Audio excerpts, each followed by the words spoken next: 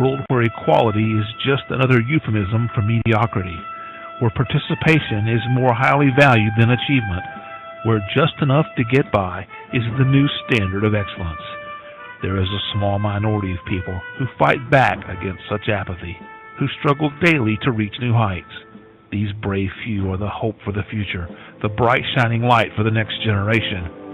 They are the ones who will lead us to the places we have never dreamed of, to the undiscovered country, to reach goals only a few can even begin to imagine.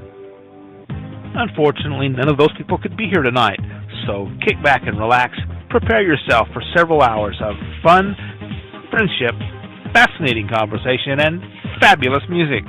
All those F's, that's an alliteration and kind of a radio trick. Speaking of radio, you're listening to the most popular radio station in the history of broadcast radio, at least among stations that originate from Chris's living room. It's Curious Times. Your host is a curious listener. Here she is, Chris. Hello, everybody. Welcome to Curious Times. It's Friday night, an unusual night for us to have Barbara DeLong on, but we did a little bit of juggling of the schedule here, and so it is October the 5th. Unbelievable.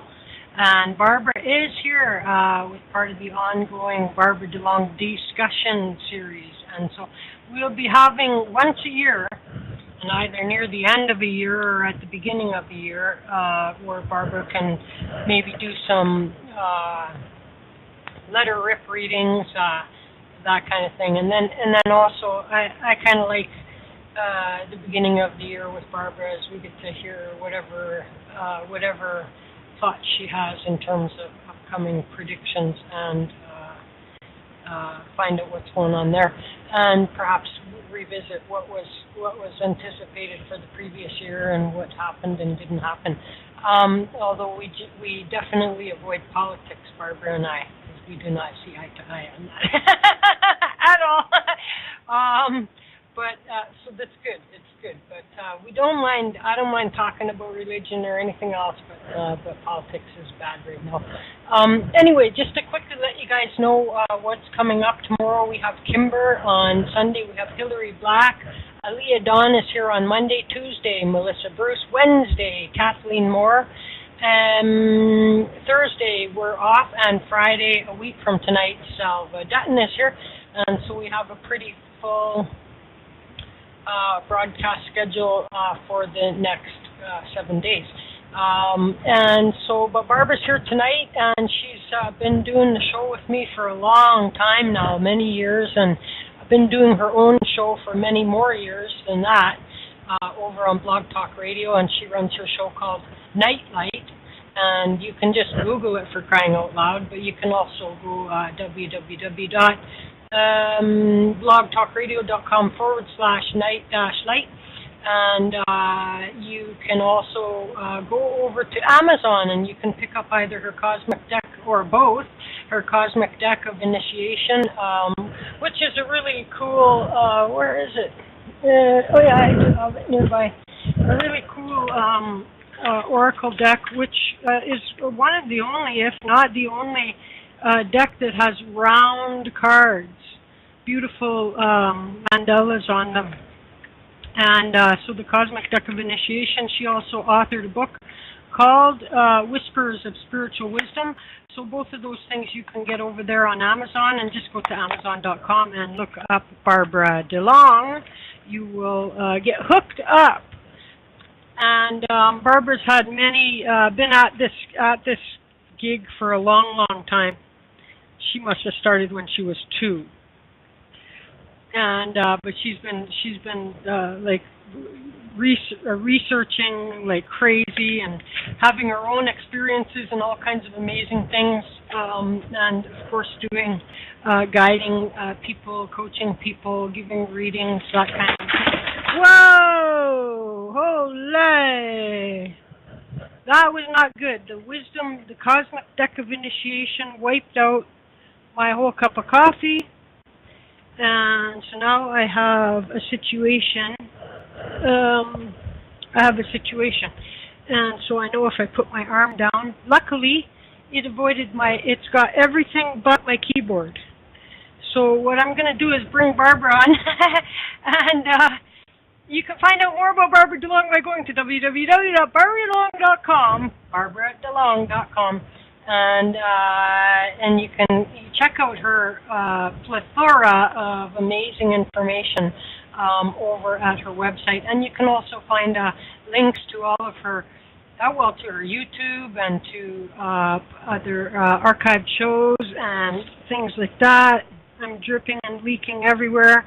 Let me hurry up and get Barbara here so that I can run and get a towel. Hello, Barbara. Oh, hello. Hello and goodbye. Keep people busy for a moment if you could. Okay. Sorry. I'll just take over the curious times and say, welcome everybody to Nightlight on a different night. I've been doing this for over 10 years now, and it's been an adventure. I have met some actually phenomenal people, and Chris has been one of them. She's right up there in that category. I started out on a show called Walks with Thunder. I think it was called He Said, She Said at the time, but the guy who was in charge of that show was a man whose name was Walks with Thunder. He said he was a self-taught shaman, and he was a rather incredible man. But the cool thing about it is I was able to meet some fascinating people during that time that have been and remain to be really, really good friends over decades of doing radio shows. Doing a radio show is probably one of the most exciting things that has happened to me in my life, aside from having a child and stuff like that. It's broadened the scope of people and situations and experiences that I have been able to experience over the last decade, and hopefully many, many, many more. It's really cool to have friends that are all over the world that I've never met in person, but certainly shows like this gives you the opportunity to tap into other people's audiences and other people and learn a lot about what's going on in the world without having to set foot outside the house. Now, I'm not a hermit, but I have found that the computer has enabled me to stretch my wings and fly in realms that were unexpected, and it's benefited me greatly. I think that it's enabled me to move in new directions and experience new things. And, of course, every time you have a new adventure like this, you discover new things about yourself. And I have found that just about every decade we literally reinvent ourselves. We come into another aspect that we have within us, another door opens inside, and we are suddenly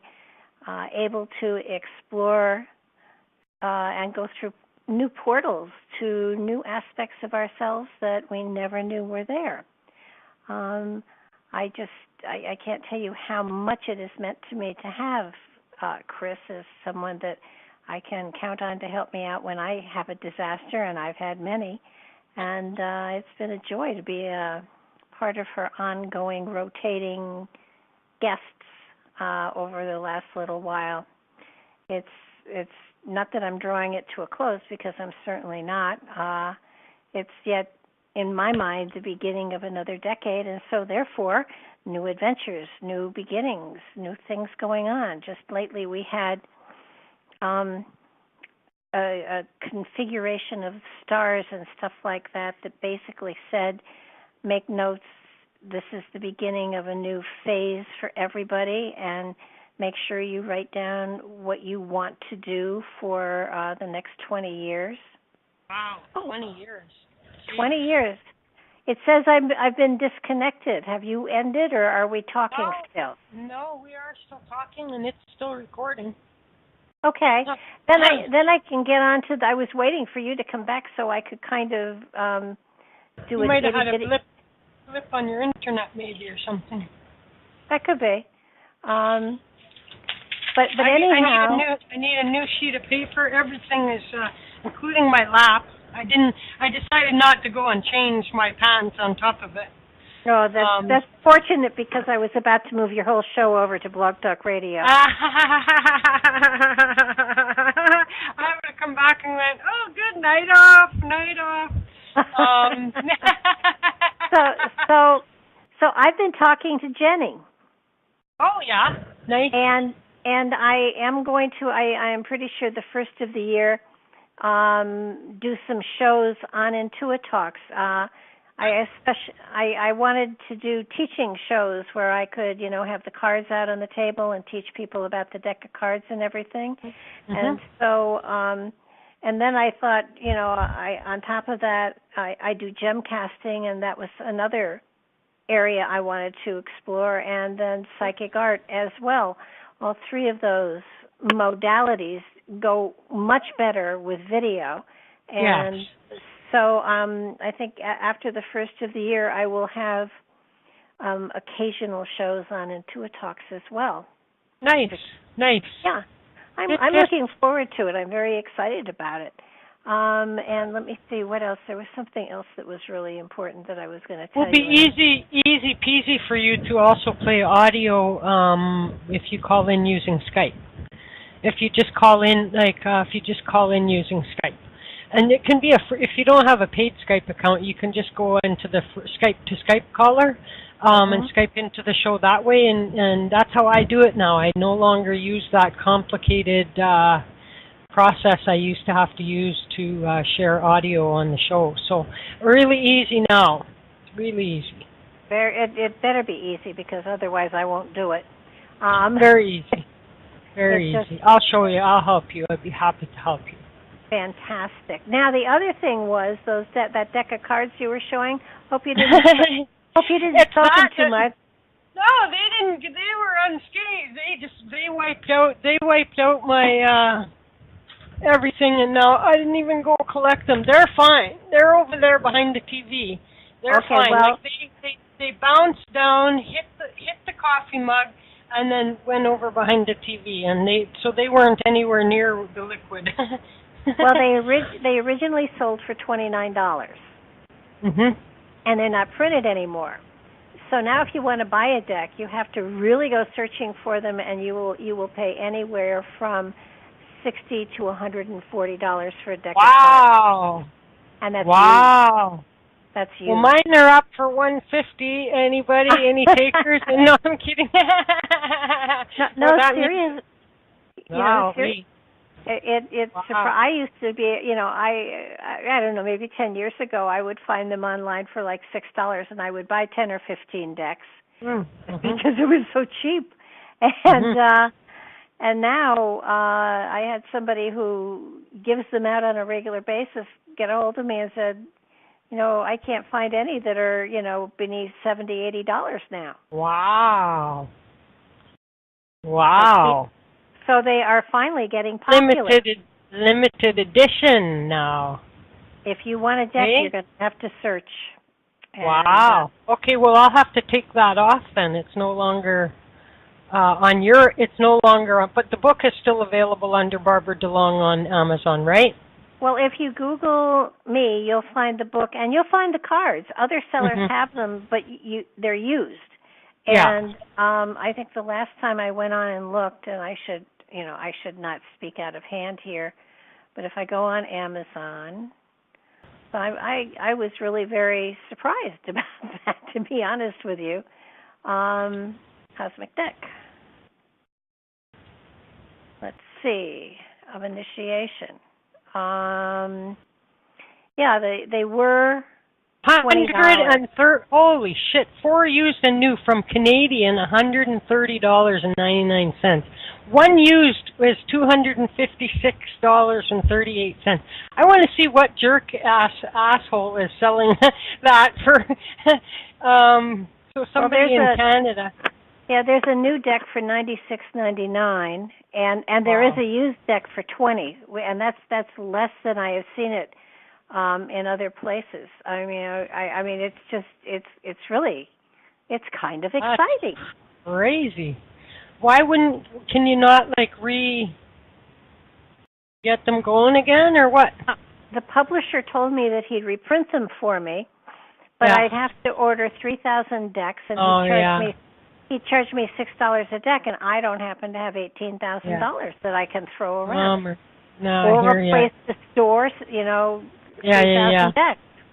Yeah. And so I like it better this way. It means if somebody really wants the deck, and not only that, but the pictures of them are all over the place. You can cut them out and make your own deck if you want to use the cosmic deck. I mean, if you want to use this deck, there are ways you can get it if you really want to use it that badly. So, I kind of, I am of the mind that if somebody wants it bad enough, they'll find a way to make it happen. I don't have any extras. I bought extras so that, it occurred to me when they weren't being published anymore, holy mackerel, what if I run out? So I use the deck till it gets so dog-eared that nobody can see, nobody can tell. And if the person isn't there, if I'm just using it privately myself, I use a really old deck just because the new decks are very expensive. Wow. Which is exciting. Wow. That's craziness. Crazy, crazy, crazy. Well, good for you. You know what I mean? I might sell, I'm going to hold on to mine until they're worth $500. Or I'll trade one for a good used car. I'll trade you a card for a car. You may be joking, but you never know. I mean, I know, right? In just a couple of years, suddenly their prices have gone up and up and up, and people keep looking for the deck. And I'm sure that having the website, having them on it, doesn't hurt any with the popularity of them. So right, yeah, it's kind of fun. It's kind of Very fun. Cool. Wow.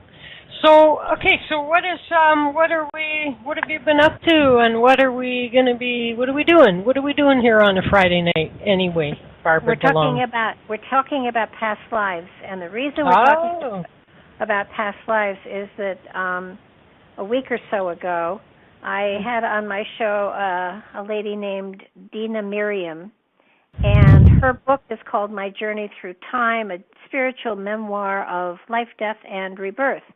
And it is. I know you don't read books, but what she's done is taken 5 or 6 past lives in different centuries. I think the very first past life is in 20th century Russia, and then the next is 18th century early U.S., and then 18th century Africa, 15th century India, another 15th century Prussia, 16th century Japan, and then a 17th century in India. And she tells the stories of those lifetimes. And it isn't just she's a storyteller. She puts you into the story. It doesn't sound like she's telling you about a past life. She's describing as if it's her own life, and indeed it is, even though she has different colored skins and different religions and stuff like that. She's quite an amazing lady. She has worked with the UN on international women in religion type stuff. She's got a global women's organization going on. And the different lifetimes, all of them, she was a woman. But the most fascinating thing about the whole thing is she shows you how karma follows you lifetime to lifetime, and how it comes to play lifetime to lifetime. And in between her telling these stories, of course, she tells about her own life and what's going on in her life, and how all of it interweaves into her lifetime. It's one of the best examples of showing you that past lives are not, puddle jumping, randomly through time. They have relevance to your own life, and they have a great deal of impact on how you deal with things, how you learn things, how you become more compassionate, more understanding. In her lifetime when she was in colonial America in the South, At one point, there was a young black kid who worked at the house and then, ran away. He was set free by her sister, but he was found and hanged. And in the next lifetime, you find that she's in Africa, and that child was her son in a previous life. Wow. And it shows you how not random everything is, how there is a connection between everyone and everything, and how every lifetime that you live brings a greater richness to the lifetime you're in now. The only thing is, she didn't go searching for these lifetimes. She didn't go to a hypnotherapist and say, "Give me a past life. I have to have a past life." She is a lifetime meditator. She's meditated with Yogananda. I mean, that was her teacher, even though he had died before she was born. But she followed his teachings and his philosophies, and it shows you that when you get to a place where you can embrace what Spirit gives you, you get stories like this. And this book took her 20 years to write. It took 20 years for her to. It wasn't a sit down and let's write a novel thing. It was when things in her life triggered a memory in a past life that reflected upon what was going on in this life. She would get the download, and it would be over a period of time, possibly sometimes even months, that she pulled the story together. And when I tell you she puts you in the middle of the lifetimes, she puts you in the middle of the lifetimes. It's just it's so well written.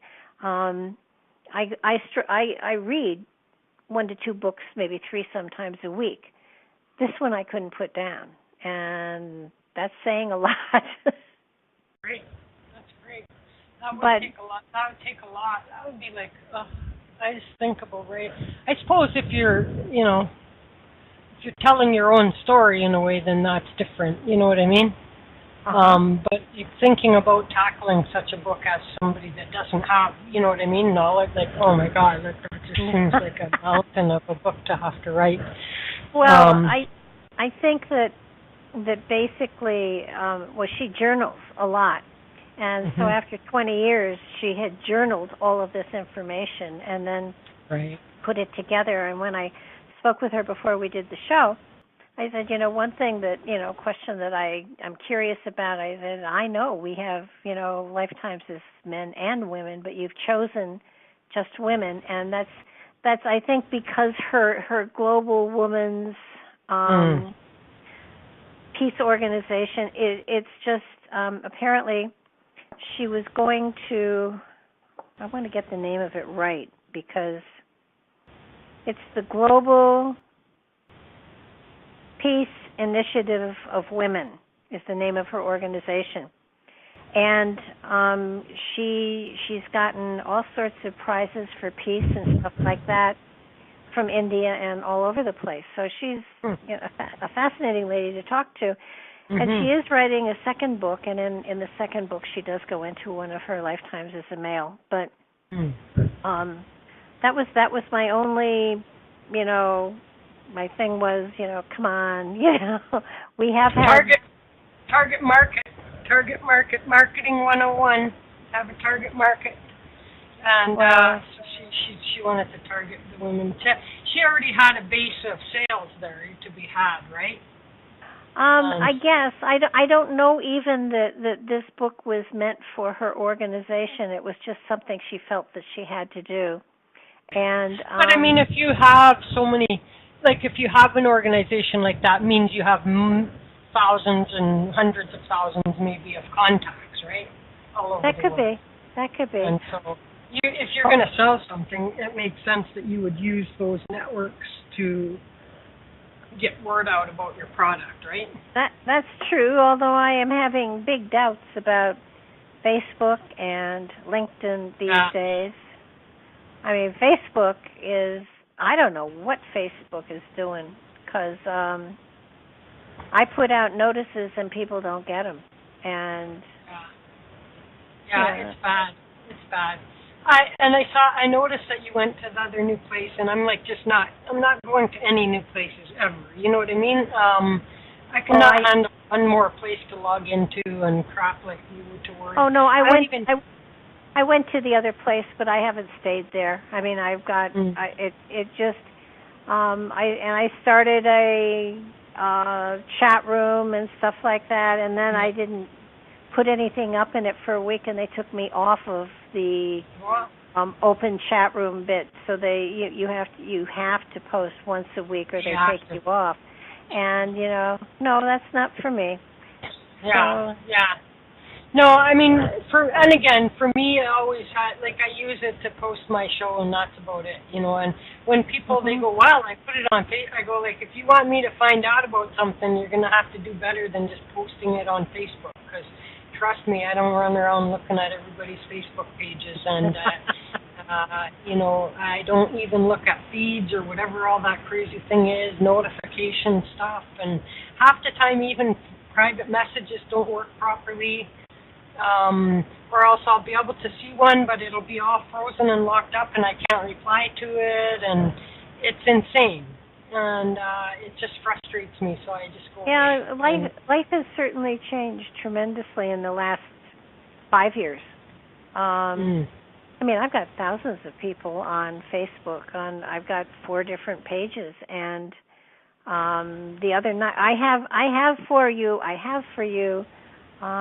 2 ladies that I think would do well with your show. Mm-hmm. They're called the Mystic Sisters. Oh, yeah? And, I'll send you their contact information.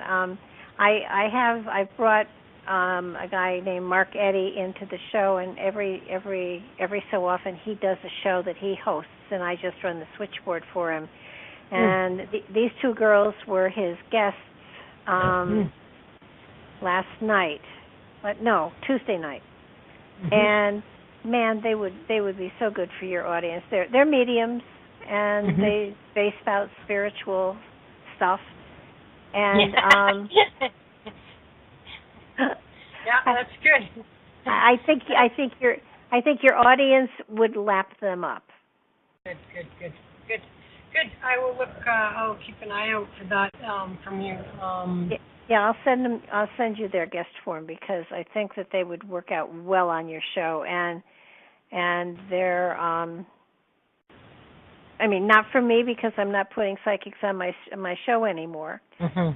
But they don't do harm. They're well intentioned, and they're actually they live in Wisconsin, and they're connected to the Ho-Chunk tribe.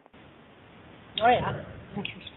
I mean, they're not Indians, but they do Indian stuff. So yeah, they'd fit right in.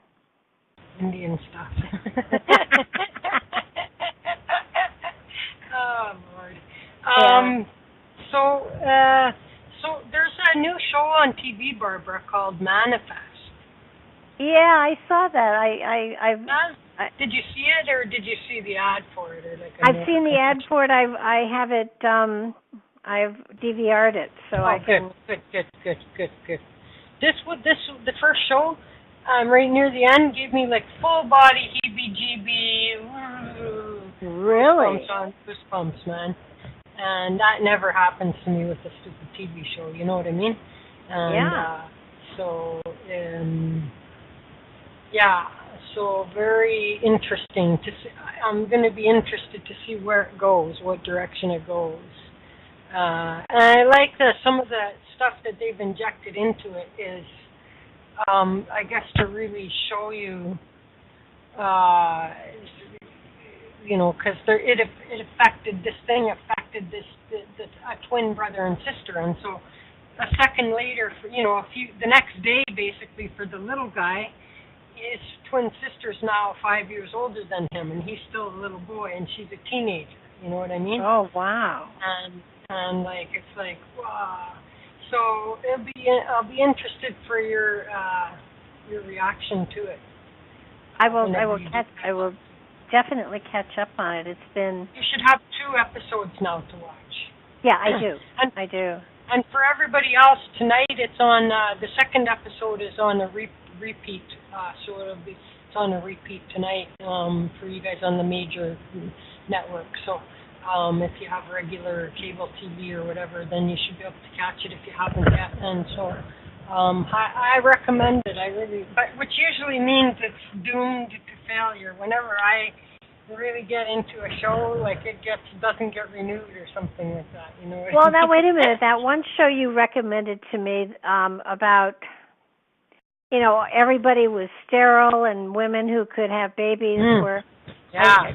I forget what that was. I started to watch it, but The Handmaid's Tale. It wasn't on demand, and I was having to pay like $3 every time I watched an episode, and you know, I mean. I would have continued it, but, you know, it was getting expensive, so. Oh, yeah. No, you should be able to find it. You should be able to find it, like, on their website. You know what I mean? Like, it's on the TV station's website, like on the network's website, for free. I'll check it out, because when I went into On Demand, the only place I found it, they were charging, so. No.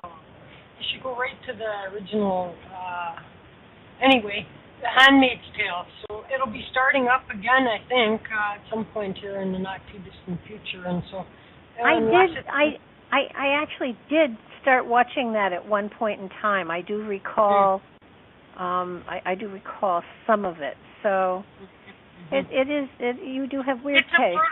It's kind of a brutal, you know, I mean, it does go into some very brutal stuff, you know, and it's very disturbing. Oh, yeah.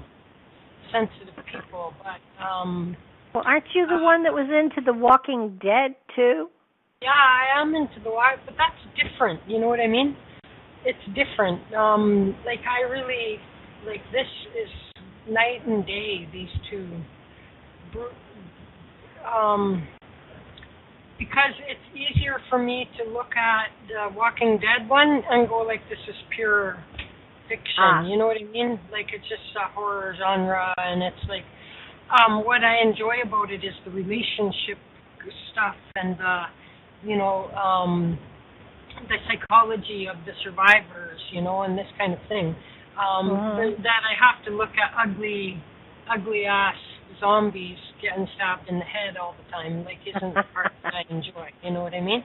Yeah. But like, whenever like the brutality of oppression and it doesn't seem so like but it could be, but you know, the stuff going on in The Handmaid's Tale isn't so far-fetched that it couldn't happen with an apathetic population in any particular country that would allow you know, that would allow their democracy to be taken from them, you know?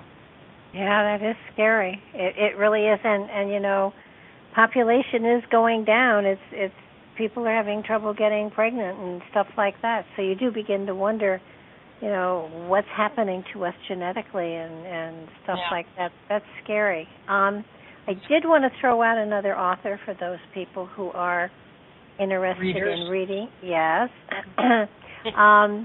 I'm going to have on a guy in November. His name is David Brody. And he has written a series of books that, I mean, it's fiction.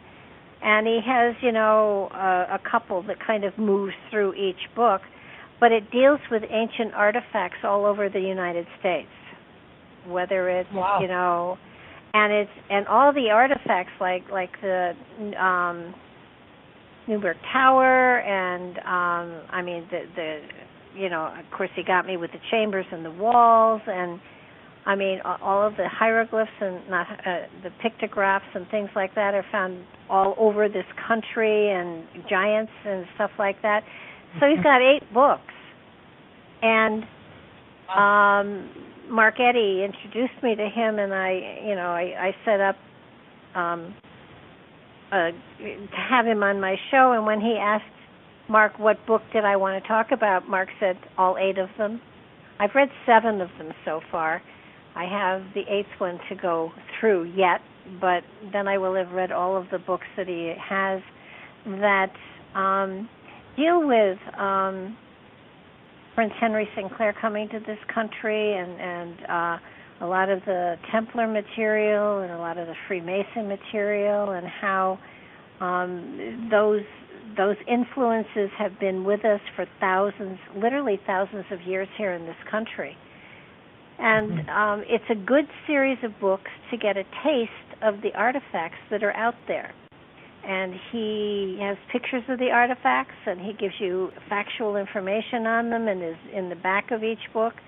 And he weaves them into the story, and the characters are delightful. You want to follow them through all of their little adventures, big adventures, and it's really it's quite amazing. It's beautifully done, and I think it highlights a lot of the artifacts that are out there that our history books don't teach us about at all. And I think it's important. It's really, really, really important for us to understand that the antiquity here in this country is sometimes possibly even older than the pyramids at Egypt. So, wow.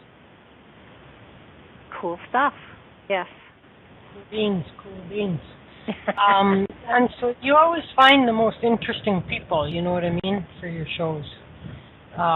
Which is why people should really be following you and checking your shows out. Tell everybody again, like, even though they can catch you in the archives and everything else like that, like when can they catch you live? Usually Monday nights, 9 to 11 or 10 to 12, depending on where the heck the guest is. I think this next week he's actually 14 hours ahead of me. So. Wow. Yeah, this guy is going to be so in. No.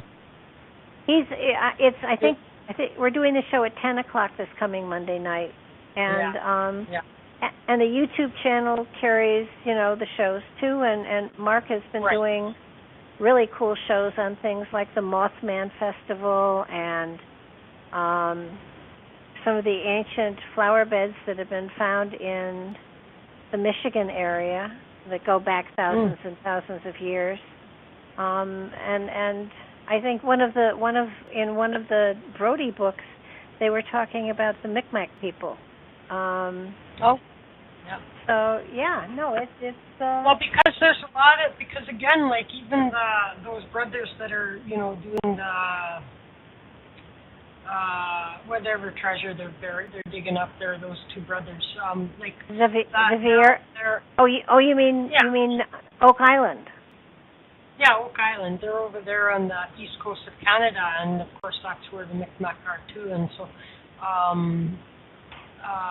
so it's not. And there's and as you know, there have been some Templar stories that feed through that whole Oak Island story as well. Oh yes. And what's fascinating is that the Micmac flag is it's a reverse copy of the Templar flag. Exact. Yeah. I know, right? Well, but it does make you think how many ancient tribes had flags, though. So, I kind of wonder when they declared their flag, because probably it was. That would be an interesting question to Google and look up. When did the Micmac flag? When was it originated? Because has to have been. I mean, Indian tribes just didn't have flags back in the 1800s. I didn't think. Well, the Métis did, and that's only like half. That's like the mixed breed. You know what I mean? Yeah. And so let's just see. Let's just see here. Micmac.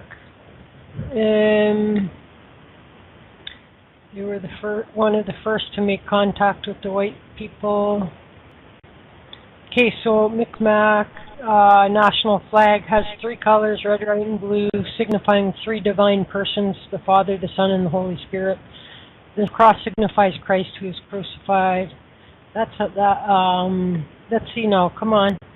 Give us commonly referred to Micmac Grand Council flag. I'm just looking for any info on when they were first.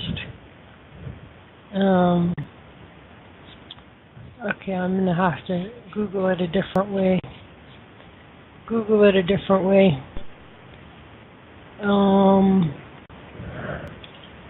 When was the Micmac flag created? Let's just say. I don't know what other word to use, you know? Yeah. Well, there's a Grand Council flag. Oh, 1863. Let's see. Micmac Wikipedia.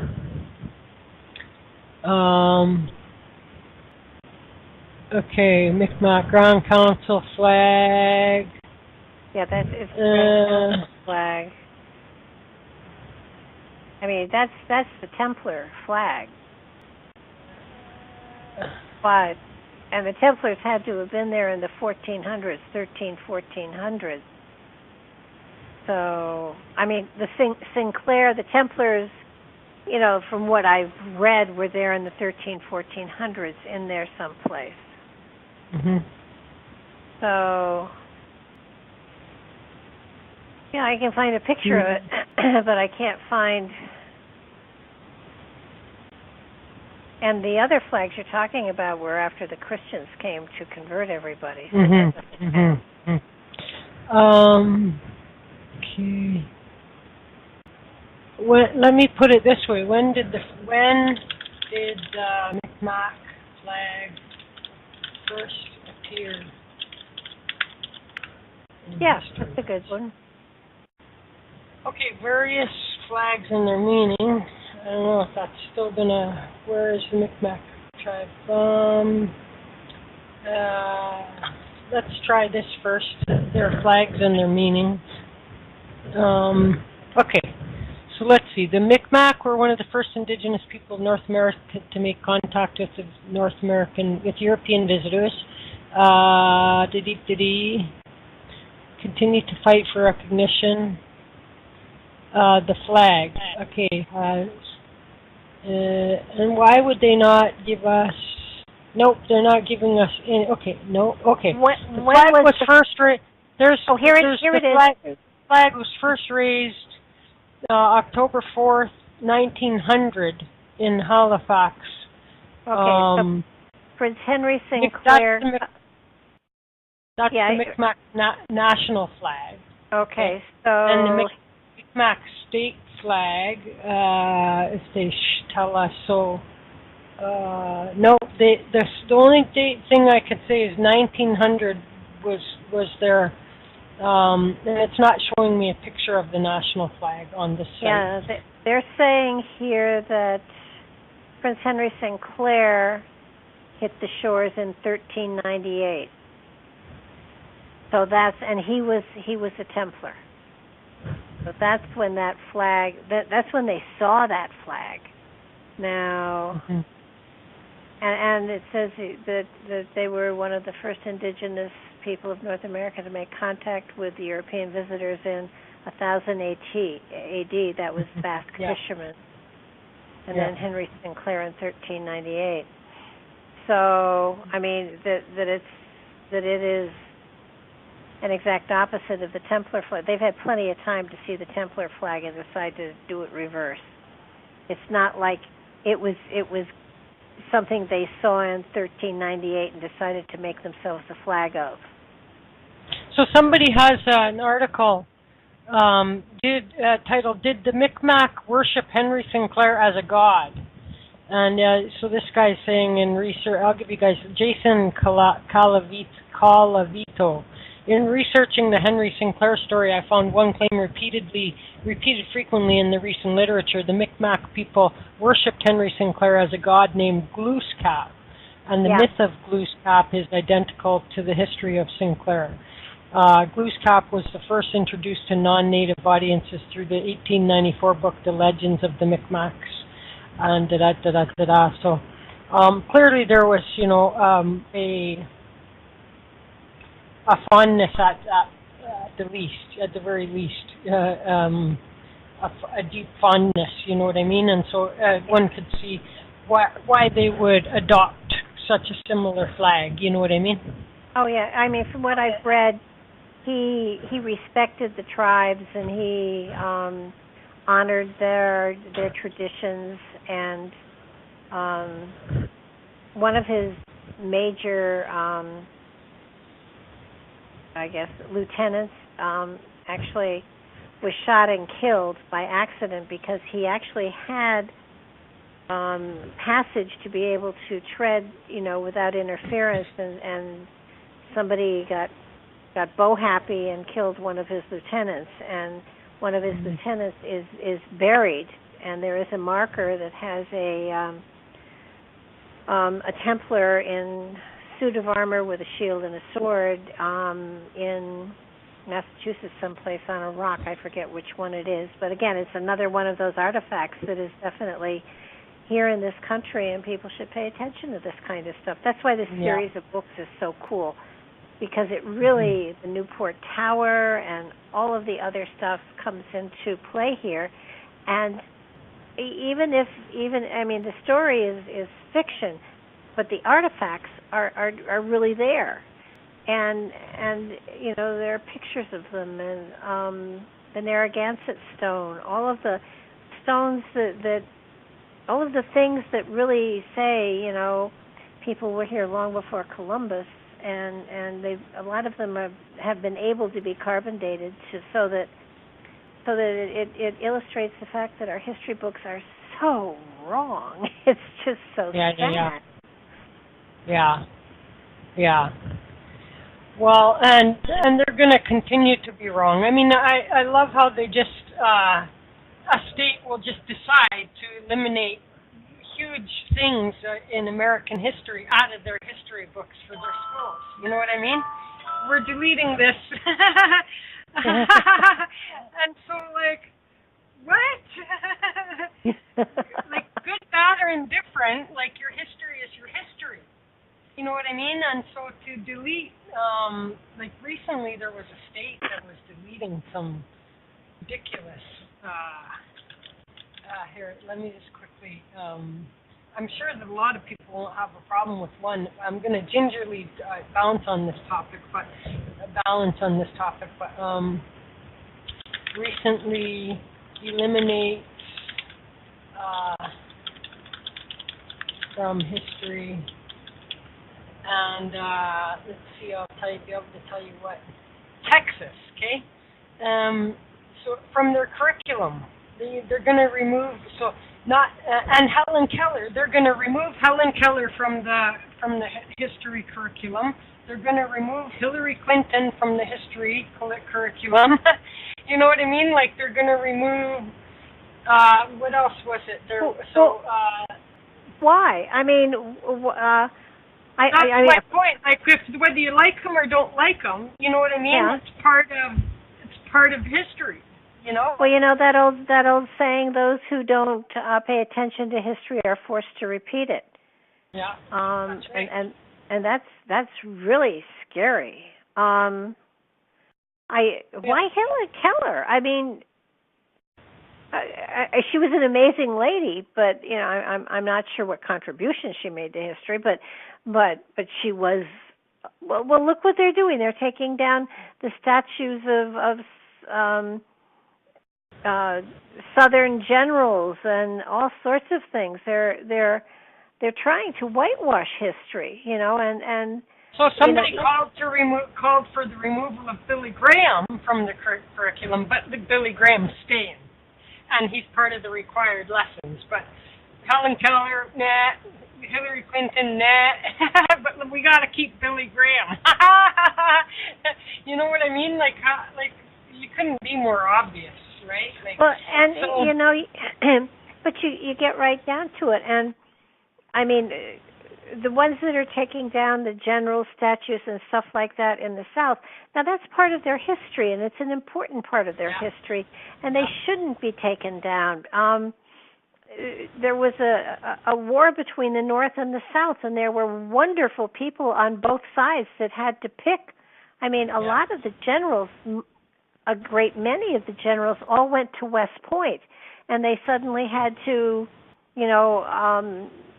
muster up and fight against one another. I mean, that was a very sad time in our history, and I would hate to see it repeated.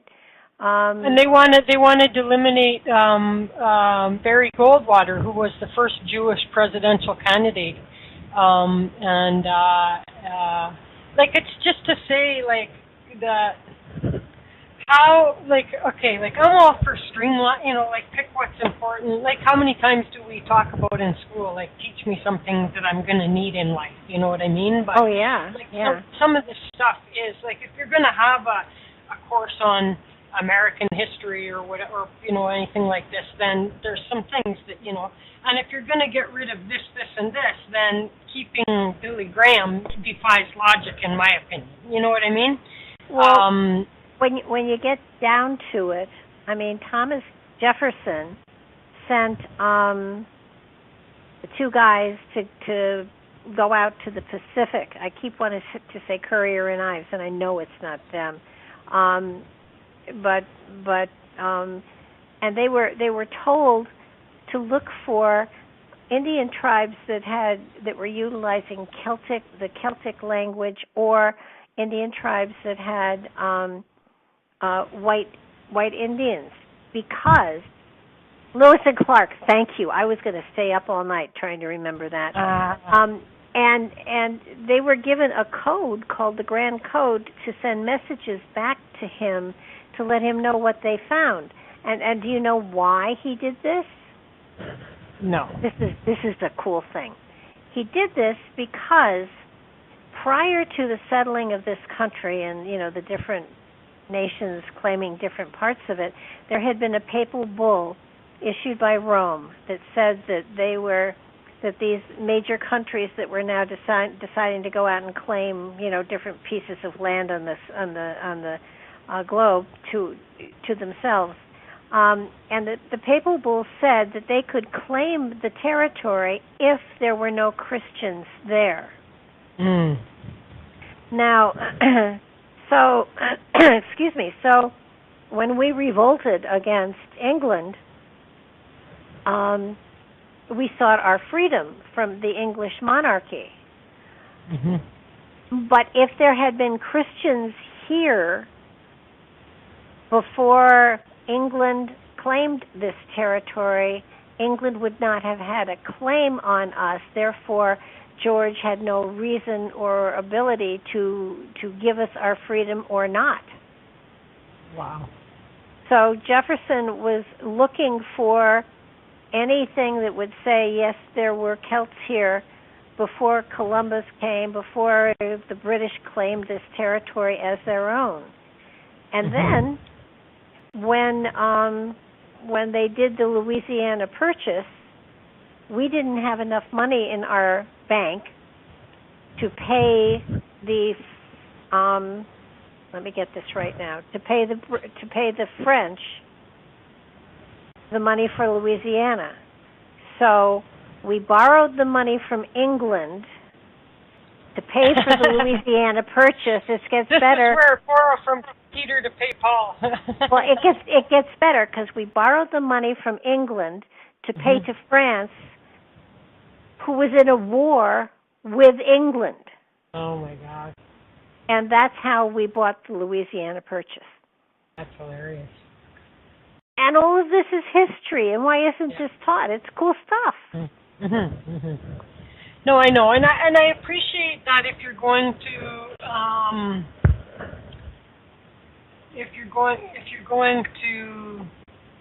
try to limit, streamline, but I'm saying then be fair in that analysis, right?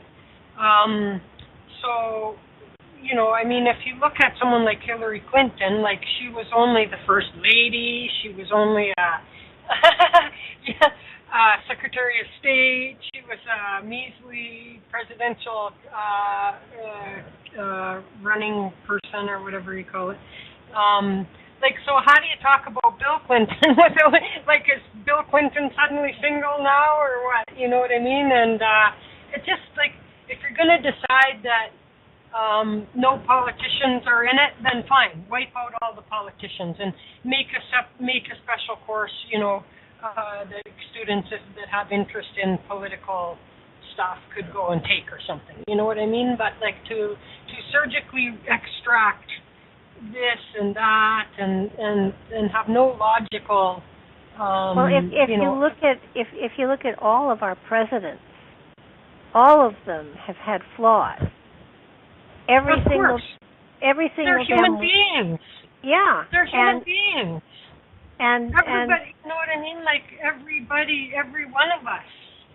But isn't it more important? Isn't it more important for our kids to know that these are normal human beings that are put into extraordinary circumstances, and sometimes that magnifies their stupidity, and other times it doesn't? Right, and you know, like this actually went a long ways into me a long time ago, because, you know, I mean, as active as I was in the union, it's a fairly political environment, and a logical step from there, if a person wants to pursue that, would be to become involved in politics, and there was no way that I ever had any interest in doing that, not because, like, would I have a passion in representing people? Yes. Would I have any desire to get in the mudslinging muck and crap and bullshit that goes on with the politics of it all? No. And so how many people, good people, you know what I mean, are, you know, not, and to me it would make no difference what the pay would be or any of that, because the work itself would be what would energize me, you know what I mean? That's exactly the kind of work that I would thrive with, but not in that kind. Like, I couldn't barely handle the politics and backstabbing crap that went on in the union stuff. You know what I mean? And so, like, a lot of good people get kept from. That would be very good for this kind of work, for public service, because of that dirty politics of it all. You know. And yes, people are human, and nobody's perfect, and you know, all of that kind of thing. Some people are less perfect, and but anymore, you know, like, there's just two. Like, it's one thing if people are speaking facts, you know what I mean? But it's become so bloody blurred that there isn't any, you know what I mean? And that's been the one downside to the internet.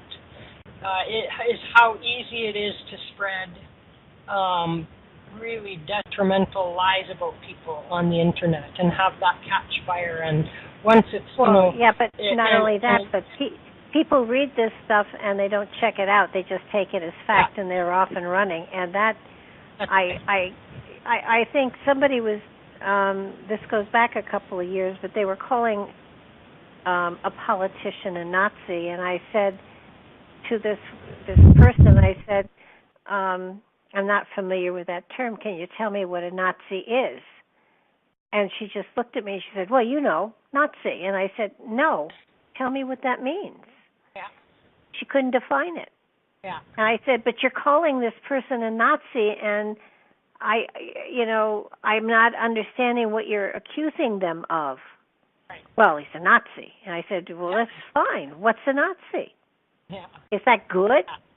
Yeah. And she, oh no, it's not good. I said, okay, so if it's bad, what do you mean? What makes this person bad? Right. What do they do that's bad? Yeah. What have they done that's bad? And I think what we're seeing in this country now is you know, not getting into the politics of it, but we're seeing groups of college kids especially being swept away with group mentality without understanding what is going on, and it's a little horrifying, and it has been, over the past 5-10 years that people go onto college campuses and get the kids swept away in the fervor of something, and the kids don't know enough to check it out, to find out what it is that they are talking about. I know my doctor at one time went for a march of some sort, and I forget what it was.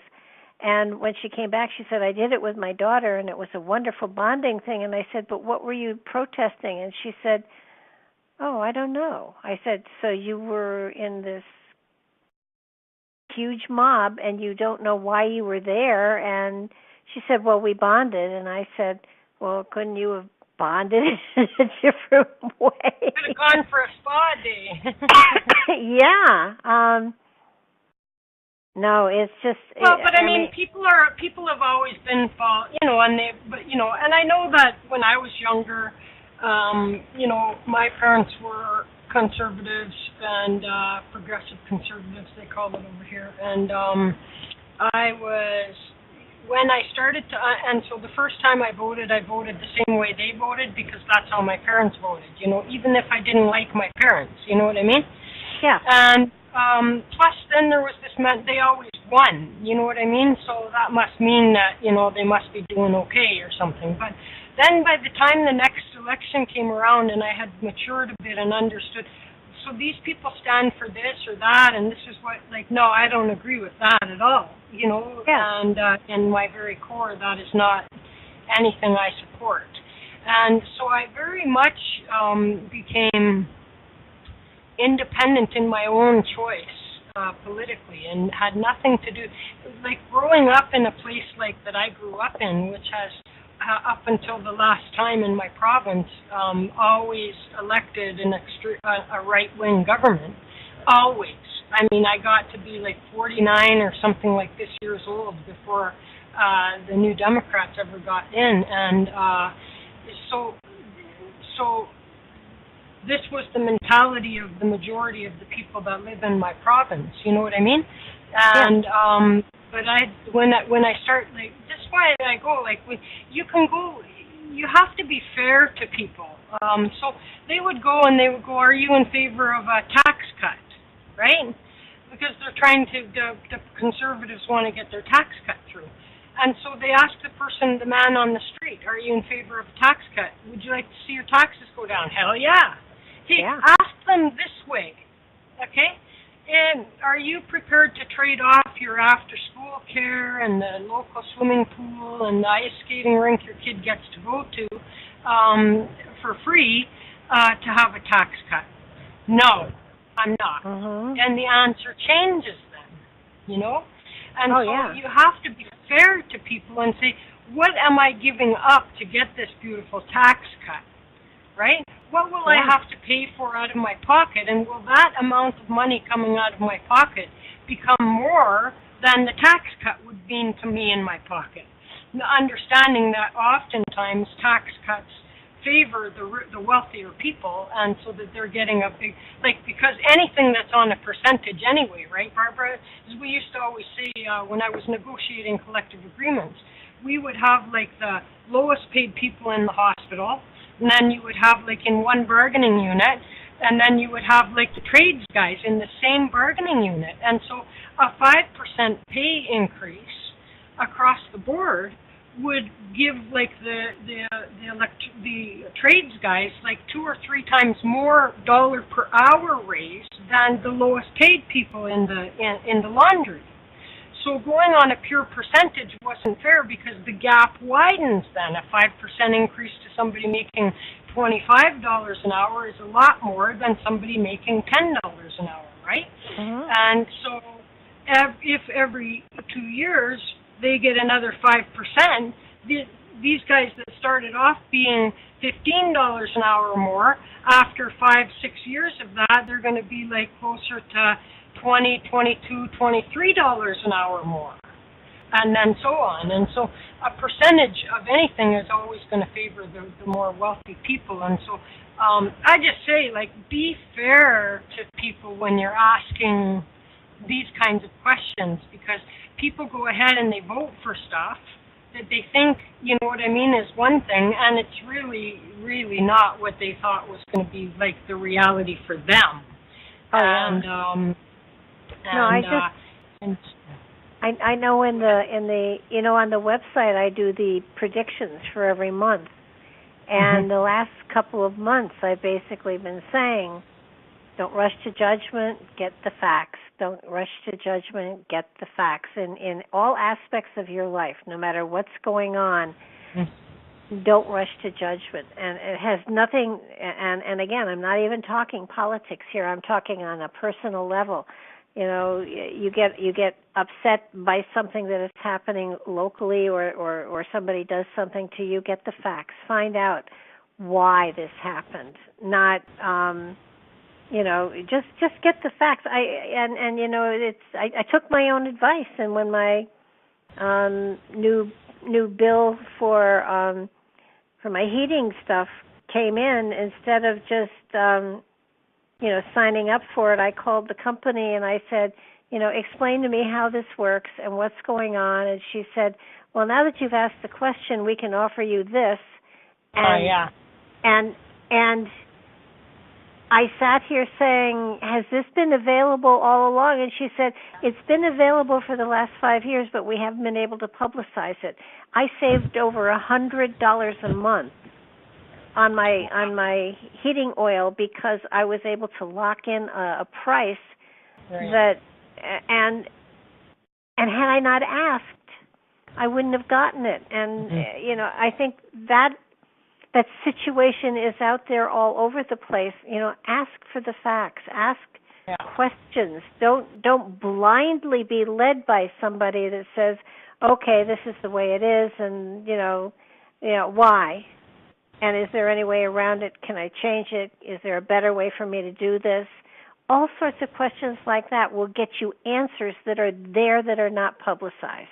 And they're not publicized on purpose, because I use a term that Patrick used a lot. I don't think he coined it, but I don't know where he got it from. We've become sheeple. Yeah. We follow blindly. We don't question. And questioning, even go back to the Bible. Christ said, question everything. And we don't.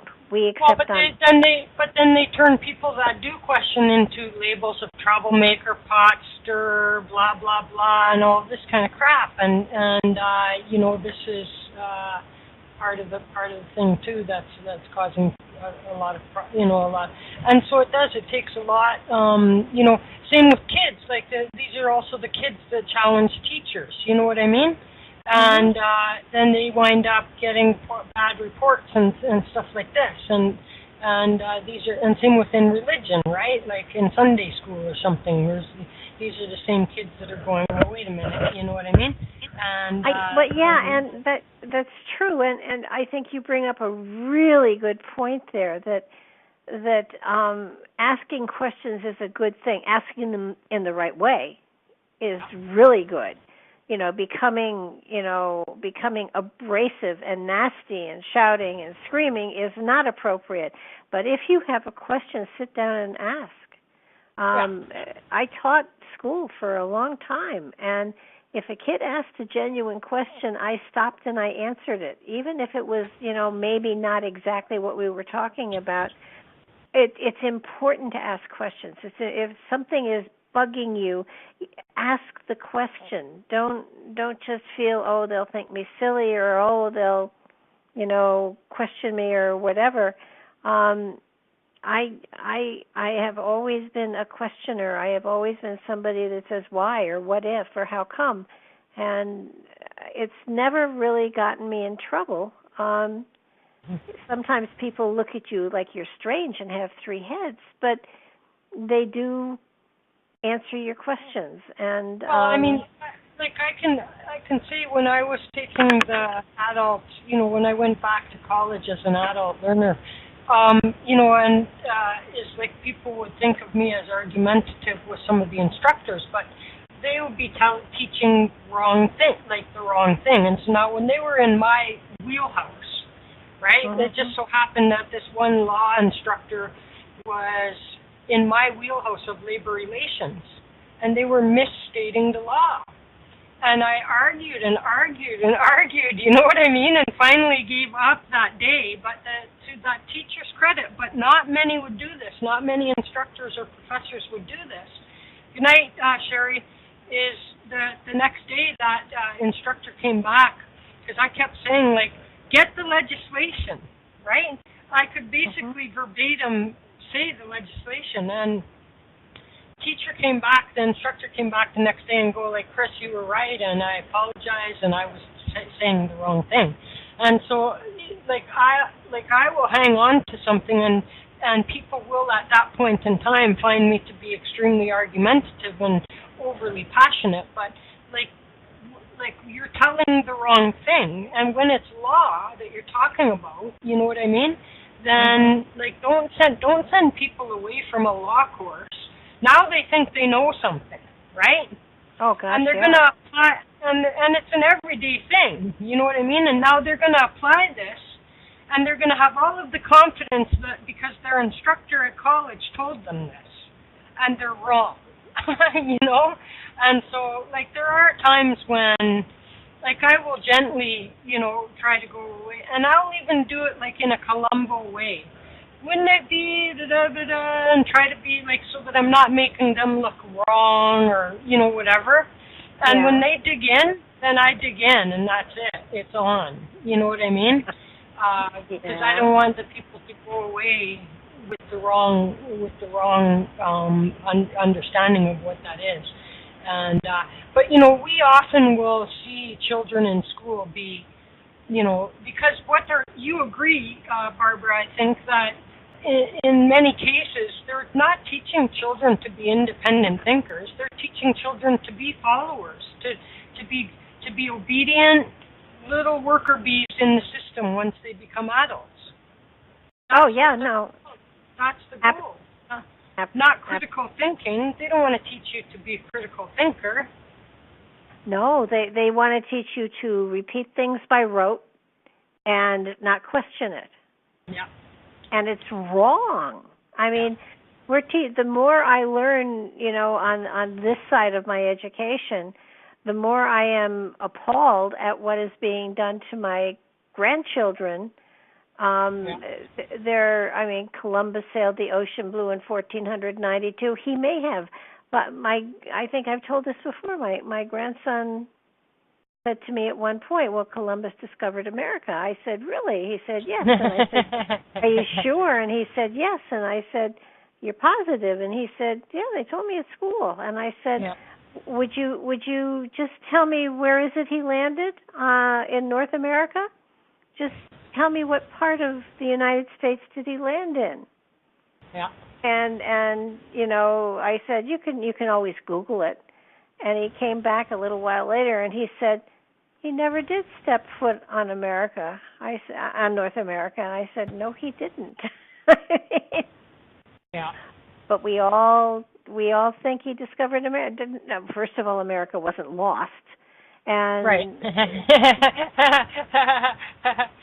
Second of all, the Greeks and the Romans have been pilfering copper from the copper mines in Michigan and Minnesota for 9,000 years, so they knew where we were. That's what I used to say to people that were in my car and go, "Hey, I found $5." I go, "It was never lost and it's mine." You don't find something in someone else's car. No. And it's ludicrous. It's just, I mean, and how can any logically oriented person in school think that, okay, they have ancient ruins in Egypt, in Britain, in Africa, in Australia, in South America, in China, but nothing in the United States. Now, does that make sense to you? Yeah. Yeah. I mean, we were not virgin territory. We'd been raped plenty. You know? Mm-hmm. Absolutely. I know when we were doing the Secrets of the Stones, I had a whole section that Patrick made me take out because I said that the Pilgrims were actually invaders, and you know they were here to destroy the population that was so firmly ingrained here. And though they were Puritan, they had absolutely no tolerance for a culture that was far older than their own. I mean, actually older than Christianity, probably. So he made me take that out. I might run into trouble. See, and I'm like, I'm all about trouble. Bring it on, you know. apparently he thought that it had to be just 44 minutes long. And coming from him, like he was always on the verge of, right? Oh God, I was pretty sure that either, the government was going to come him with white suits, or another part of the government was going to come at him as a Men in Black. Either way, he was going to get carted away, and I'd never see him again. Yeah. Of course he did, but he just died. I mean. Yeah, it was a dozen angels that came and carted him away instead. But yeah, no, he was always up for a fight, and if there wasn't one, he'd create it. So. Yeah. So that's why I find it funny that he just didn't want to have to see you go through the stress of it, I guess. Could be. Well, no, he said that it had to be 40 some minutes long, and it couldn't be any longer than that. And so my part where I called the Europeans invaders and conquerors, and they came to pillage and steal. They didn't come to. I make friends. No, I got carried away with it. So he said that's really interesting. You can't do that. Then make a different video sometime. I should find that script. It was well written. That part that he took out. It's just he said that would defeat the purpose of what we were trying to do. Right. Good. Divert attention from the main topic of it. I mean, I have to admit he was right, but it really pissed me off. That's why I say make a different video. You know what I mean? And I could do that.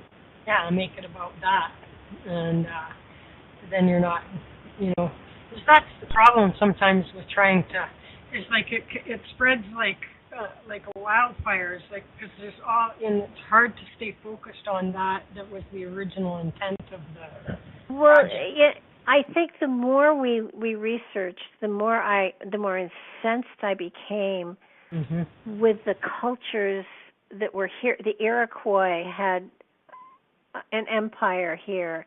I mean, the mounds. You got Monk's Mound. You've got the Cahokias. I mean, you got the civilization of what we call, the Native Americans. Was profound. I mean, it wasn't just little tribes that were after each other. They had huge settlements, and to not give them credit. I mean, my goodness, a lot of the the giant skeletons and stuff like that came out of that particular time frame, that time period, and while I'm not sure if there were tribes of giants or not, I know there were giants, and they were here in this hemisphere. And what's even cooler is in the 1800s when they were digging them up like crazy, they even found sites where it appeared that the burial had all of the markings of a Masonic ritual burial. And the Masons got kind of uptight and worried because it was like, how could they know of our traditions? And the Masons themselves have only been around a couple hundred years, but there is the rumor that they are just another generation of the Knights Templar. And I don't know if that's true or not, but I know that one of their sideline things that you can get involved in is that of a Knights Templar. So they do have a connection to it in some way. Yeah. But it makes you wonder, like, what are these mysteries will we ever, in this lifetime? And the funniest thing is that in how many times have those mysteries been solved in previous lifetimes? Or have they? You know what I mean? Have any of them? I'm willing to think that they were some of these basic questions that we have and wonderings have been solved before. Quite And then possibly. somebody just took it out of the history book. Well, wait, that's true. Look at what happened with the Library of Alexandria. It was burned to the ground, and it was an amazing library. It had texts and codexes and all sorts of stuff that went way back, and probably had stuff about had stuff about Atlantis there, that had it not been now why they burned it to the ground, I will never know. There is no point to destroying knowledge and wisdom. Right. And they because man has been such a warring, through all the wars of all the history, how much knowledge has been destroyed. You know what I mean? Oh, yeah. How much knowledge, and so, which is to say, why then do we, are we just relearning stuff we already knew? Well, look at the Mayan codexes. They had books of their history, and the priests burned them because it was pagan and it was not Christian. And I think there are only 2 that remain. There may be more, but I recall somebody talking about there are only 2 remaining. And what kind of wisdom? I mean, their history. I mean, their contact with other cultures, with other races, maybe even with UFOs. Who knows? But how many of them burned their own? Upon knowing that an enemy was about to attack. You know what I mean? And how many of them burned their own knowledge and information just to keep it out of the enemy's hands? But why would you burn your history? First of all, what use is it to anybody other than to keep a history? And that's, they say that those who write history are always the victors. Winners. Yeah, the victors. Yeah. But so through all of these wars of all time, is to say how many of these riddles have already been solved over and over again, or else the information destroyed after so that the invading enemy got it, didn't destroy it without first seeing it, and then destroyed it upon seeing it. You know what I mean? Yeah. The Egyptians had the right idea. You carve it in stone, and then it's very hard for people to erase it. Yet they did, but right. A lot harder to erase it. And I mean, the Sumerian tablets. I don't think that they've been fully translated, and that's supposed to be one of the oldest cultures around that did writing. I think there is one that is even older, but I don't think they've had any luck in translating that. We've got huge stones here with pictographs on them, and nobody can translate them. Mm-hmm. And it isn't somebody's crazy doodling. It says something, but they were cultures, civilizations that didn't leave any Rosetta Stone for us to figure it out. Right, and keep in mind, is how many of these civilizations or cultures, are oral teaching and therefore don't have this stuff recorded. You know what I mean? This was part of the debate that we had in the Aboriginal community, was because fewer and fewer of the young people were interested in sitting with the elders to receive the teachings, and so we would start to talk about, well, now that we have the internet, we have to get this stuff, and so there would be a faction that would be all we can't just give that away to all of the, all the white people or whatever, you know what I mean? And, that there's been the problem of how many white people are teaching, how many of the white people are doing indigenous teachings and all of this kind of stuff. But the idea is like better that it be there though, so that it's not lost forever, because our elders are dying, they're dying, and to have all of that knowledge die with them would be very bad. And so more and more of it would be forthcoming for being recorded and even put on the internet, and better that than to lose it, entirely, really, in my opinion. I understand but I always go back to one of the medicine women that I came in contact with, had this idea of, if you share your knowledge, then if you give away your knowledge, then you're leaving room to receive more knowledge. Like if your hands are full, you can't hold any more. You know what I mean? You can't receive something more. You're stuck with what you're holding.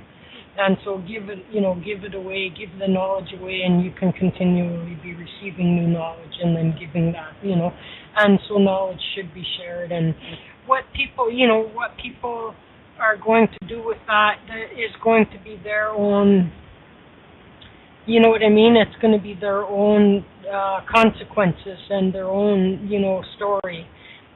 If they're going to take that knowledge and information and not use it in the way that it was given, in the spirit in which it was given, Well, that's why, the guy that does the intro for my show, with that wonderful deep voice, his name is Ken Quiethawk, and he and his wife Deborah New Moon Rising are both from the, I'm going to say this wrong, from the Abenaki tribe.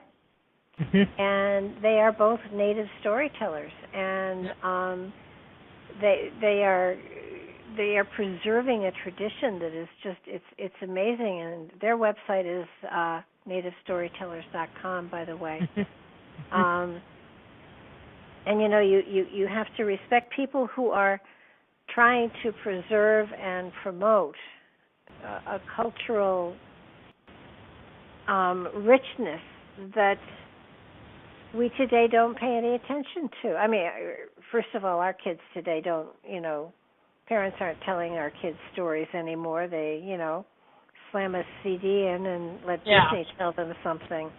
Yeah. But if even that, because kids are just buried in their own devices now, and they're going and finding whatever they want in those devices, and so, that's a shame to me, Although I'm all for freedom and everything, like there should be an age limit to when children get like electronic devices and get set loose on the internet with it, because I just feel like that.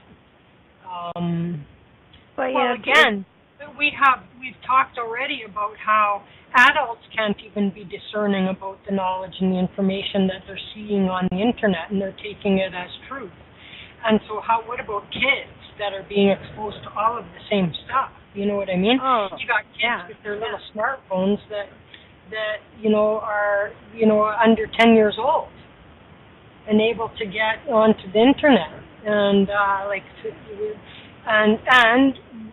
so in so many cases without proper supervision, we can't even trust adults to be on the internet alone and be discerning with respect to what they're receiving. Look at what just came out with Google, that they were controlling when people searched, they were controlling the kind of information that they got.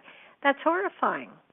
And I kind of wonder why we ever gave the internet over to wherever we gave it to, but UN, did we turn it over to the UN? Is that where it went? I forget. Well, no, because I don't really know, but all I do know is that the United States went and made that law change now under Trump that gives these internet companies the ability to basically lock you out as a user out of certain sites. You know what I mean? And only give you information that they want you to have, or keep you off of sites that might take up their bandwidth. And and internet service providers are now able to go ahead and play favorites and and deliberately make your uploading and downloading time painfully slow or inaccessible entirely. And that's just a tragedy.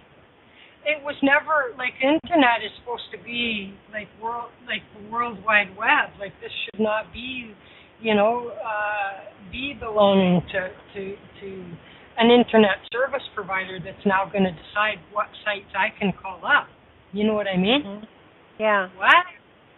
I mean, we already have communist countries out there where people have to, use hacker methods in order to even see what's going on in the world outside of their own country. And so to have anybody be able to control, whether that be the government, whether that be your particular internet service provider or anybody like that, to be able to control the content that you're able to access or the ease with which you're able to access it, make it much more difficult for you or inaccessible entirely, that's just absolutely wrong, and it's just another form of censorship, right? Oh, yeah. It is frightening. Okay, wait a minute.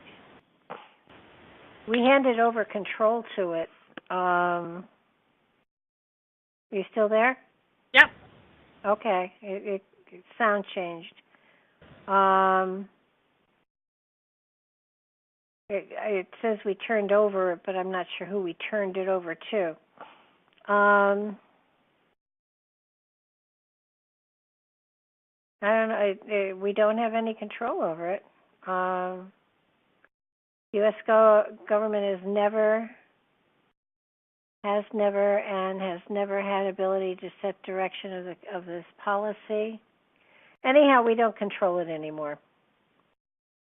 Well, I mean, it was, I don't think ever the United States is to control. You know what I mean? If I understand correctly, the worldwide net, this was an effort, that was contributed to by many people around the world. Well, it was a monopoly. It's a monopoly, and what's really wild is there is the internet, and then there's the dark net, and then there's a deep net. Getting in the dark net is easy. Getting to the deep net, you really have to have passwords and stuff to get in. Well, I think that the dark net requires specific software to access. It does. And I have, I'm paranoid. I have no interest in ever looking there because I almost feel like you see, now my computer's, now I'm frozen, hang on. You see, we're on commercials or something where they'll go, oh, well, we can give you, we can tell you if your financial information is circulating on the dark net. And I'm all like, I would never give my information to any organization to go and check the dark net for it, because it seems to me that putting that information on the dark net puts it on the dark net. You know what I mean? Exactly. And so exactly. I would never want to hook up to the damn thing, because I would feel as though it were that going there the first time is what makes you susceptible. You know what I mean? And what abilities do they have to just drain your whole computer the moment that you land in their space, right?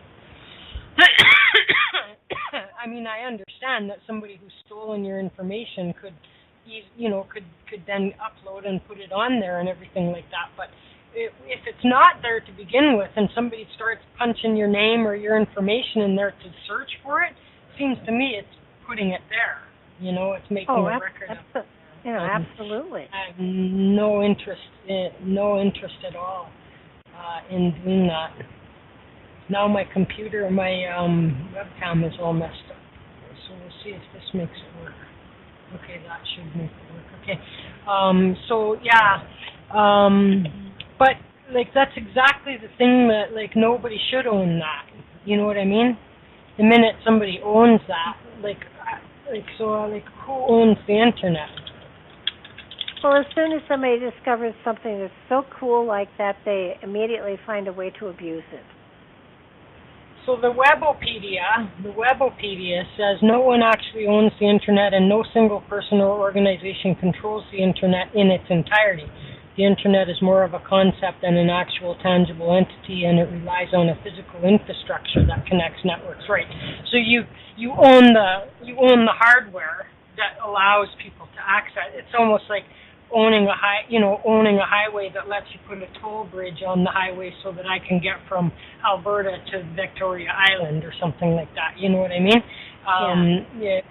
I live in a free country that I'm supposed to be able to freely travel. However, there's only one road in and one road out of this particular destination, and I have to pay somebody a toll to get there if I want to get there, by car. And so I guess it's kind of that way. So it's the infrastructure that people own, and then it becomes, once you own that infrastructure, what rights do you have to control how your infrastructure is being used, right? And you're right. I mean, that's why, if I'm really going to dig around for something, then I'll use more than just one search engine for sure. You know what I mean? DuckDuckGo is really my kind of default DuckDuckGo preference. Yeah, at least when I first got it,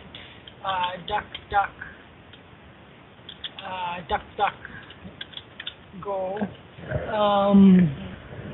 is supposedly supposed to be, completely private.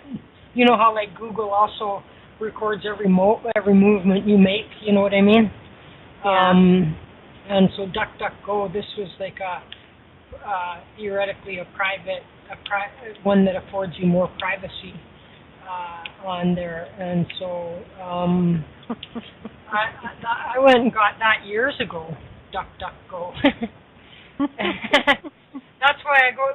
Back then, I was always making fun. I was like, go, just Google it for crying. Just duck it for crying out loud. You know what I mean? Duck it. And so DuckDuckGo. But it would be interesting. So let's see, DuckDuckGo. So let's go DuckDuckGo. Okay, DuckDuckGo. And then let's go with a Google. So let's Google. What do we want to Google? What should we Google that we think that Google would,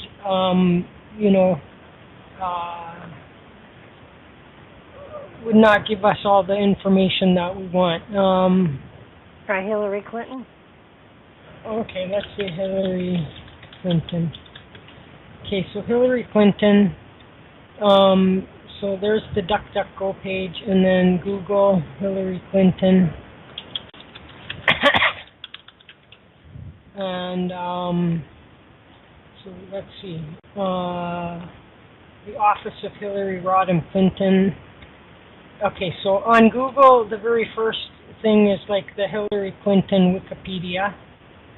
And on DuckDuckGo, it's the third entry. The first one is the office of Hillary Rodham Clinton, so her www.hillaryclinton.com, which is as it should be, right? Mm-hmm. And then her next one is her Twitter, and then third thing is Wikipedia on Hillary Clinton. On Google, it's Wikipedia, then the office of Hillary Rodham Clinton, and then a bunch of just stories. You know what I mean? Yeah. And cool. Yeah. So it's so again, all I'm saying, especially if you're supposedly a serious researcher, then you should also never rely on one source. Also, as it relates to internets, research, then one source would be only using Google, right? So use a variety of different search engines and see exactly what Google is making you miss. Good point. Very good point. There was a something monkey too.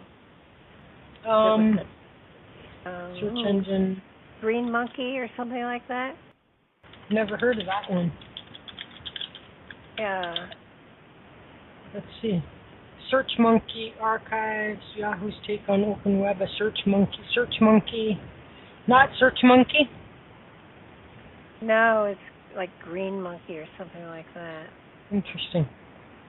Let's see, Green Monkey. Images for search engine, Green Monkey marketing. Oh, now I'm going to sit up late. That's funny. So anyhow, there's welcome to our spirituality show, and we're going to teach you how to Google how to Google stuff. But it's important though, because looking up this, doing research into metaphysical things and spiritual things and other things like that you are often looking into, which is the historical, like all of that stuff about giants and the what's the green I'm having a brain freeze right now. Anyways, all of those things, like the mounds and everything like this, like it would be, important to use more than one. UFOs, of course, the government would want to. That'd be an interesting one, right? UFOs. Oh. Let's see. UFOs. So on DuckDuckGo and UFO on... Dogpile is another one that I've used. So UFO, the classic rock band. Google gives you the classic rock band as the first. And on DuckDuckGo, your first entry is... Oh, wait a second, Google. Oh, Google gives us unidentified flying object Wikipedia. And, oh, wait a second, somehow I'm not on DuckDuckGo again. Hang on, DuckDuckGo. Aha, I got taken off DuckDuckGo and put onto Google there. Didn't even notice. So now UFO. And so, so they're giving me a rock band first on DuckDuckGo, but then they're giving us unidentified flying object Wikipedia, and then the latest UFO sightings. And and on Google it's just reverse. So they're giving us unidentified flying object Wikipedia, and then the rock band, and then latest news. So they're pretty close on that one, the Google and on the DuckDuckGo. But I'm sure that as you go into various other subjects, especially as it would relate to, say, technology, I'll bet you that there's a huge difference in the technology responses that you'll get from Google versus DuckDuckGo, right? Yeah, probably. Because Google would want to give you Google stuff up top, right? They would want to give you... Yeah. And have you noticed, especially with places like Facebook, that the advertisements are just so profoundly in there, it's disgusting? I don't even see it because I use ad blocker. I don't see any advertisements whatsoever on Facebook. None. Yeah. Unfortunately, some of this stuff looks good, so I get sucked in, Nope, I just don't see it. That's not even in it's not like cluttering my mind, my eyesight at all. What you don't see, you can't unsee some stuff, That's true. That's very true. So I'm totally not interested in seeing adverts, because it also would piss me off, because I already know that if you Google something, right, then all of a sudden you're going to get fed all kinds. Same with on Facebook, you're going to get fed a bunch of advertisements about that. Oh yeah. Which is just prove to you how monitored you are. Oh, what, my gosh, yeah. I mean, it never ceases to amaze me. If I'm searching for something specific and then I go on Facebook, my goodness, there are ads for that particular thing right there, and it just, yes, we are definitely, Big Brother is watching. Yeah, for sure. There is no doubt about it. So tell me, what's up with you? I haven't talked to you in a while. Are you?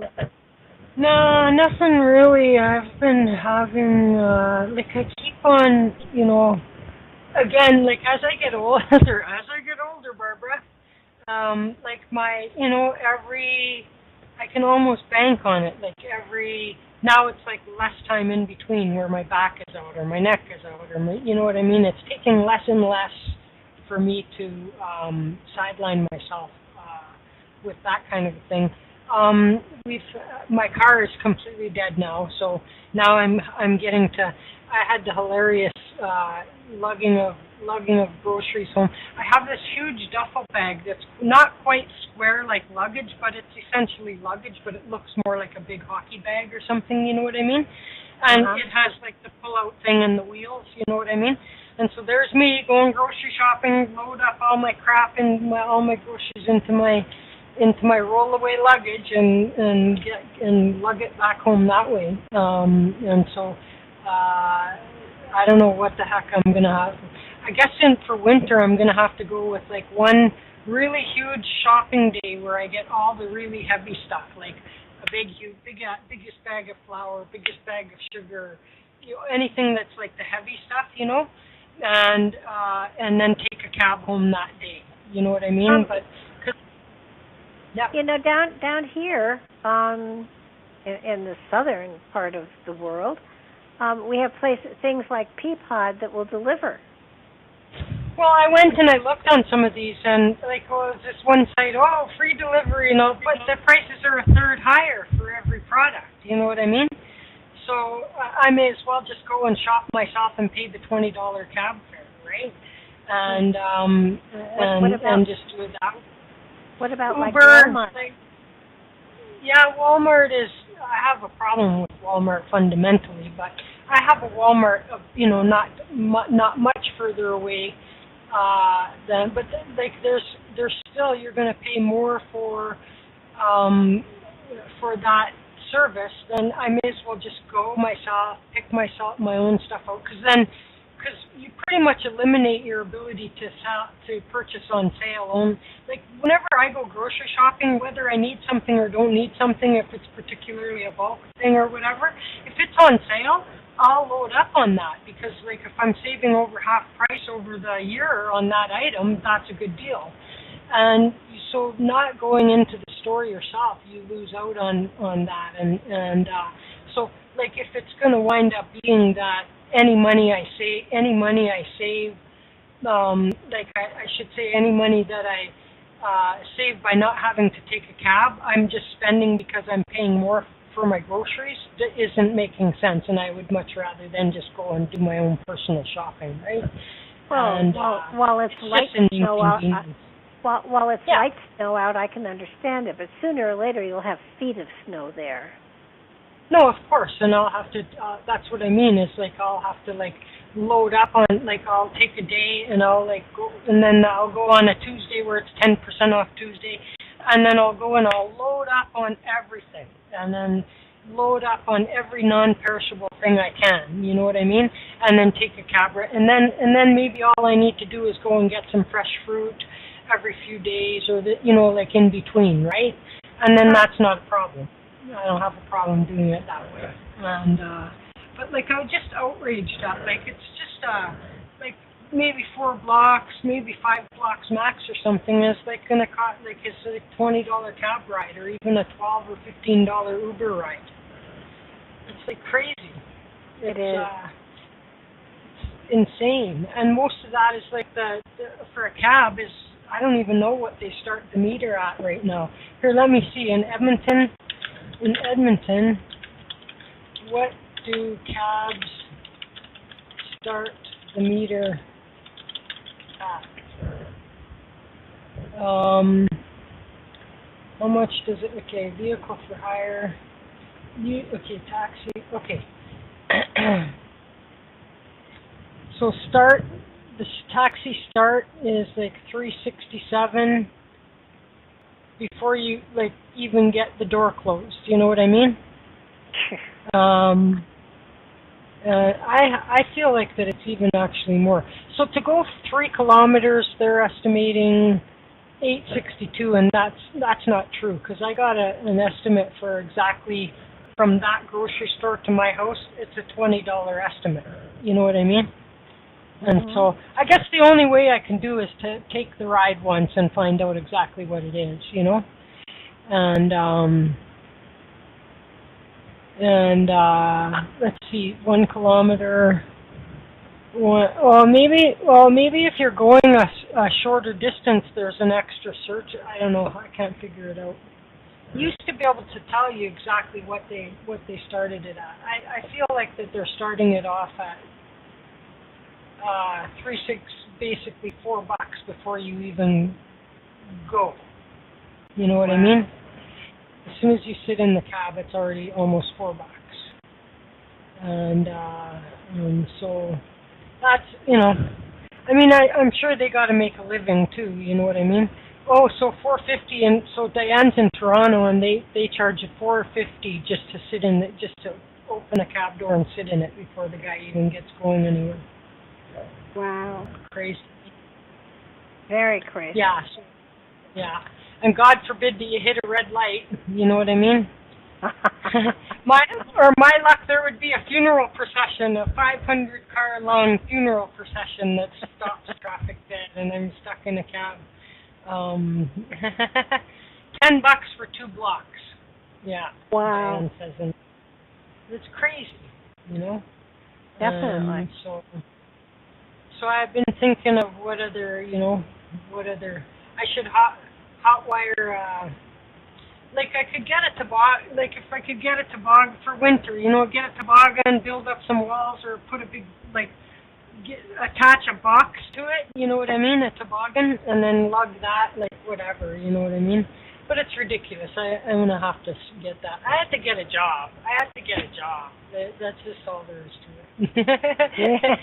And so, you know, I'm still frustrated at my inability to get a decent job, like to even get a call for a decent job, to even get an interview for a decent job. And that's going to become more challenging now that my car, because it was, for the past few years, I've had to like jump start my car if I want to use it, which has not been a problem, you know what I mean?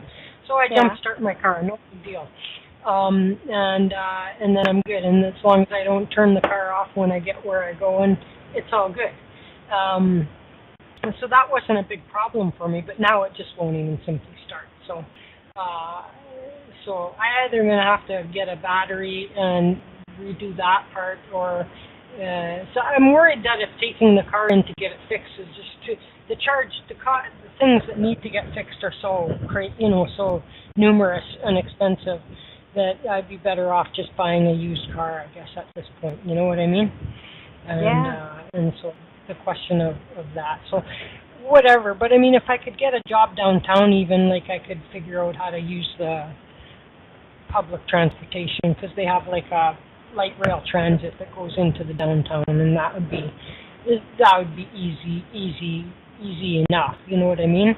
And so, but anything else like that might be other side of town that I could only get there by bus or something, and it becomes a real problem. You know what I'm saying? That would be like an extra hour and a half waiting at bus stops in minus 30 degrees for a connection. You know what I mean? Like, I could never guarantee that I would be able to be at work on time, you know? Yeah. Wow. And so that would be my concern with that. So we'll see what happens. It's just like life gets interesting. In August, I think it was August, it was a really hot day, and I had to go and get some liquid for my electronic cigarette. And so the store that used to be just right over here, they moved all the way to the next town kind of thing, hey? So they're They're gone. It's not even an option now. So I didn't know what else I had nearby, and I had to walk because my car wasn't working, and so I start out and I'm all like, I'm going way. I'm like, well, maybe I should go to that other one. And I'm walking and walking and walking, and I'm like getting like to where, oh my God, I'm gonna die. You know what I mean? And I'm sweating, and it's hot, and it's like, and I'm still walking and not knowing where this freaking store is. And finally, like, I bet you I walked over 10 kilometers that day. And by the time I was coming home, I stopped at the grocery store to pick up a couple of little things. I was like almost crawling on my knees once I hit, this last way. And I got home, and I like my legs were like throbbing, and oh man, it was just brutal. But so life has gotten not easier for me, and getting older does suck. Yeah, getting older sucks. Of course, that's what prevents me from taking a lot of, like in my younger days, due to the lack of education, I could take entry-level jobs, and then before long I was getting promotions, you know what I mean? Because I'm an amazing employee to have. And, but what they have to see it to believe it, you know what I mean? And so always I have had a better time from within, getting a foot in the door and then advancing from within. And that usually meant taking more physically demanding jobs, to begin with. And I simply can't take those now, And so that's where the challenge is. So the good stuff takes a degree, which I don't have, and to get the foot in the door takes the physical. Even to go and work for like a pre-relator or something, you have to pass medical to get in. The post office, to work for the post office, got to pass a medical. I'm not going to pass a medical. You know what I mean? Yeah. For a physical job, I'm not going to pass a medical. And I am offended that, and what else are they going to, like, I don't have a problem if they send, like, if they're really interested, then they should be sending you for if you go on workers' compensation, for example, right, then when it's time to decide whether you're fit to return to work, it's the physiotherapists at the work hardening center that are deciding whether you're capable of doing that yet or not, right? So I would think that they should be sending you to occupational therapists for an assessment as to your ability to do the physical work, not to a doctor who could then therefore be handing over all kinds of personal information that no employer has any business having of you. You know what I mean? Of your health situation. If the question is, can this person lift 50 pounds all day, then I don't think it takes a doctor to do that. You know what I mean? Mhm. That's true. Listen, I haven't had dinner yet, so. All right. Yeah. Oh, we're past. See, you had to ask the question. You had to ask the question, Barbara. I'm glad I did. Everybody, Barbara, thank you. BarbaraDeLong.com. You guys go check out all the archive shows and everything that Barbara has there. She has a link to her YouTube page on her website. Tomorrow we have Kimber here, and then Sunday we have Hillary Black. And so everybody have a great rest of the night. Enjoy your supper, Barbara. Very enjoyable having you on as usual. And we will talk to you in November. On the 7th of November. And do you want to do in December? Do you want to do probably December the reading show? We could do December or January. I would leave that entirely up to you. We could do December and then January do the predictions show or something. Okay. Well, we'll figure it out. All right. Okay, everybody, you guys all take care. Thank you, Barbara, and we'll be back tomorrow night. Everybody take care. Peace out.